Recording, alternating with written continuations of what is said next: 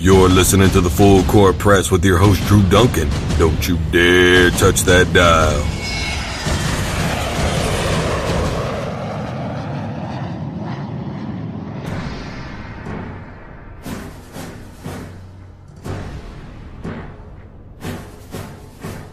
Minnesota, New Orleans.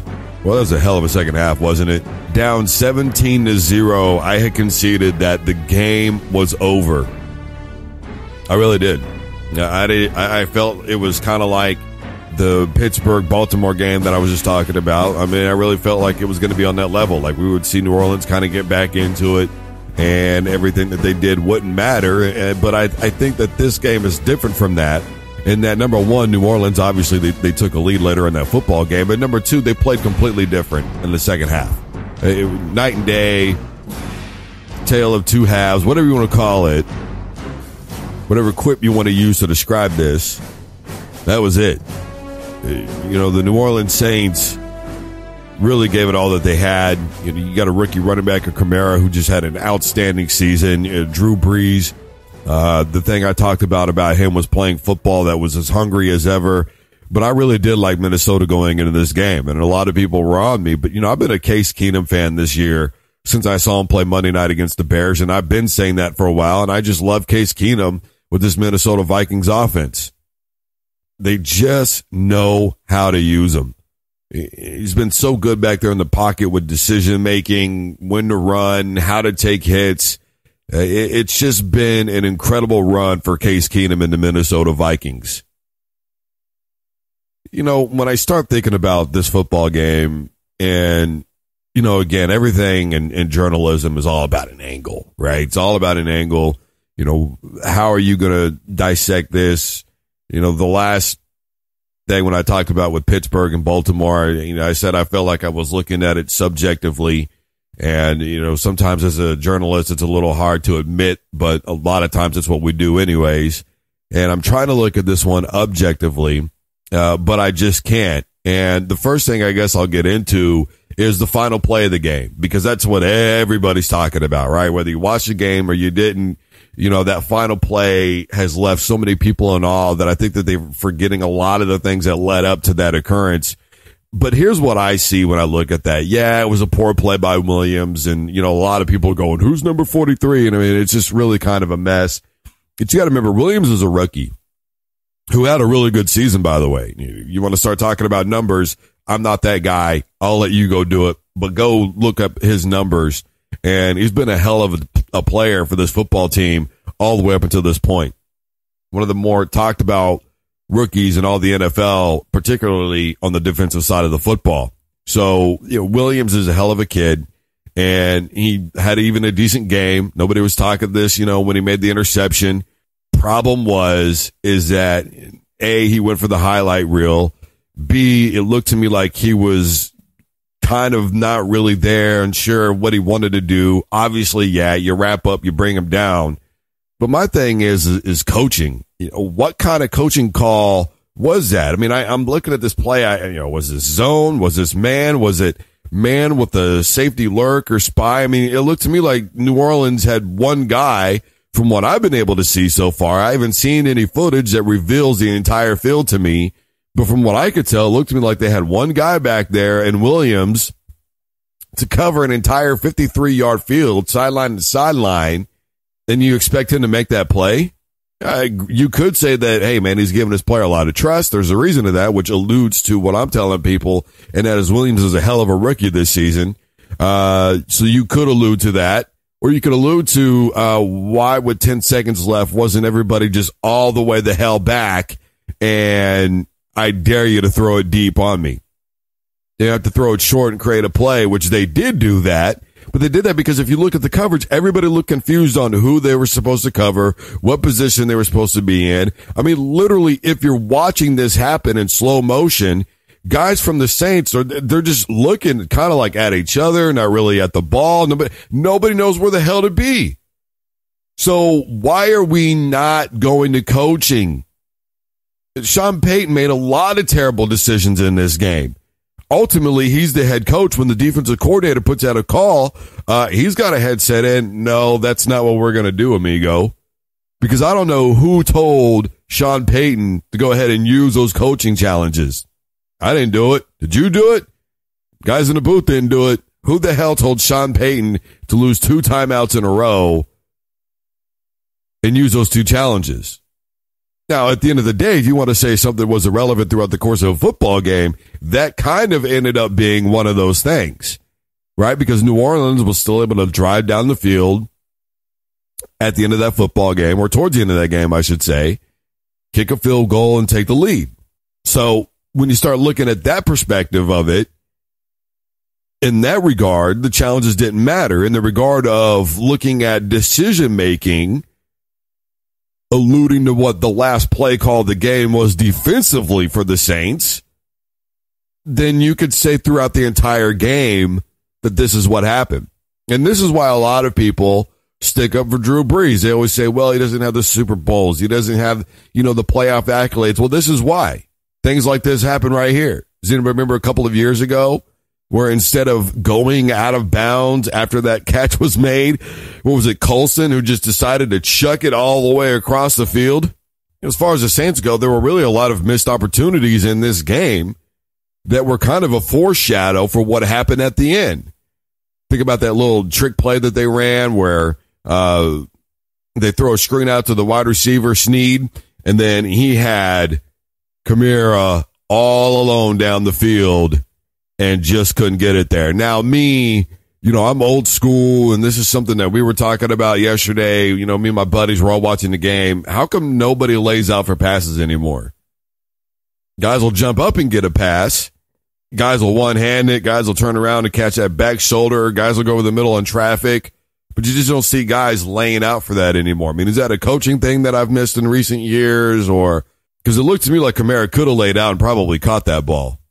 Now, granted, I'm not putting it all on Kamara because Snead should have thrown it a little bit better. But then again, he's not a quarterback. I know they run that play 100 times over. And yeah, if he caught it, he's got a few more yards. But the point is, initially here that I was making is that's one of those missed opportunities for the New Orleans Saints. And there were a lot of those. The turnovers with Drew Brees that you could allude to. The New Orleans Saints, when it really came down to it, they just didn't really play winning football. They really didn't. I mean, did you watch that game and say to yourself, hey, New Orleans really played winning football today? Again, down 17-0, the same fact that I alluded to with Pittsburgh and Baltimore, down 21-0. You really can't start off games that poor and expect to win. Now, of course, the antithesis is that, hey, you know what? You can give credit to Minnesota, which you should. You could say that they played the better game that day, which you should. You could say that they outcoached New Orleans, which you should. You could say that they gave more hustle, that they read plays better, that they were more prepared, which you should. You've got to give Case Keenum credit.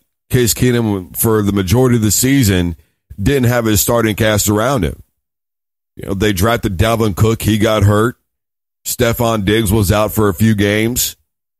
Case Keenum came into a situation where he was definitely not the respected guy, and he definitely wasn't the all-around wanted guy. He's played for how many teams? He's been a journeyman in the NFL, and it wasn't like when Case Keenum took over the Minnesota Vikings this year, everybody looked up and went, oh, well, they're going to be a hell of a football team, especially when you're in the NFC North.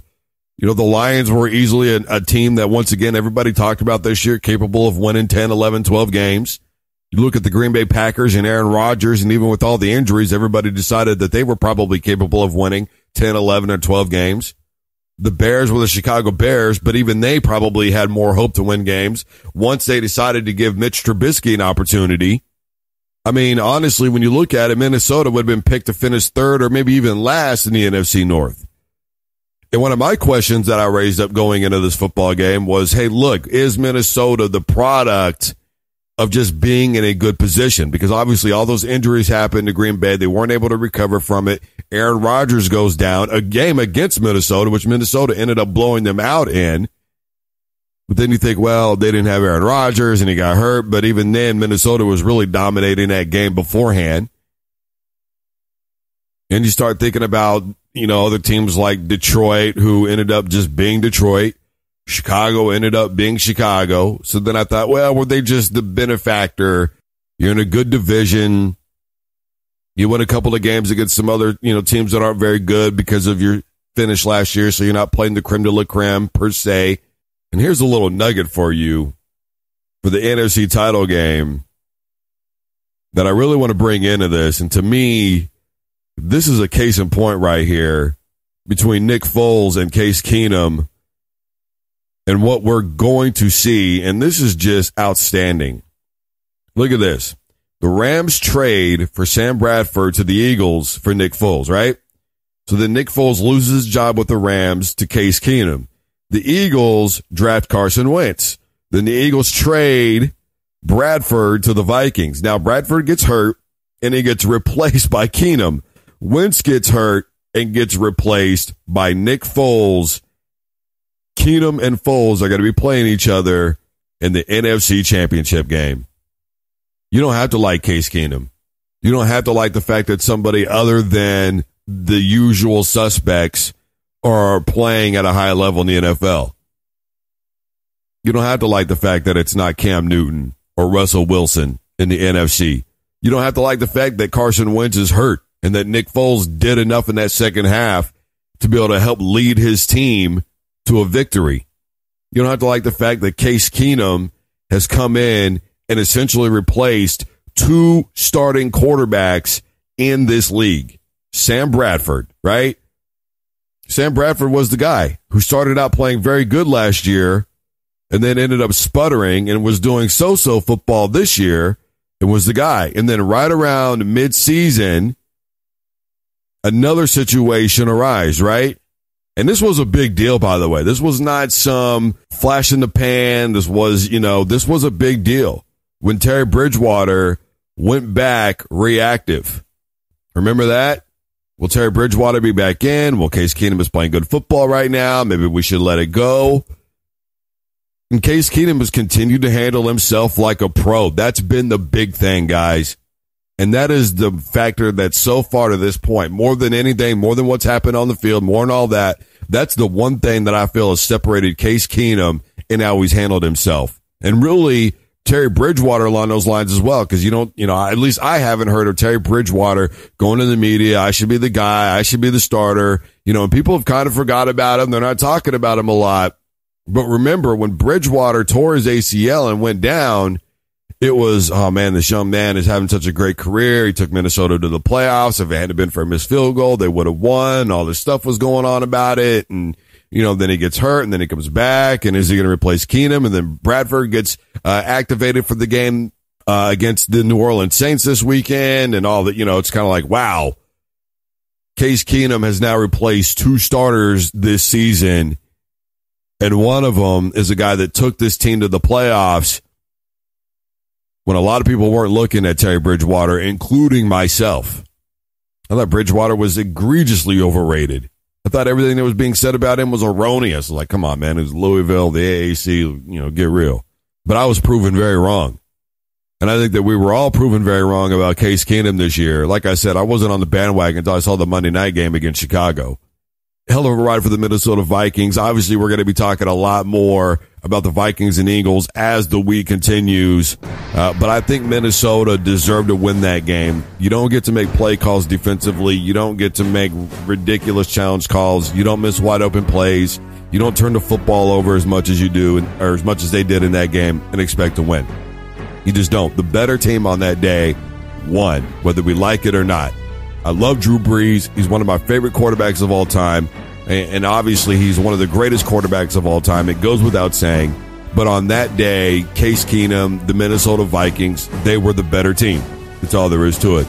This is the Full Court Press. I am Drew Duncan. Don't forget to follow me, like, share, comment, all at Drew Duncan83 on Facebook, Twitter, and Instagram. Also got a YouTube channel. Find me at Drew Duncan. We will be back, guys. There's obviously a lot more to talk about, so don't you dare touch that dial.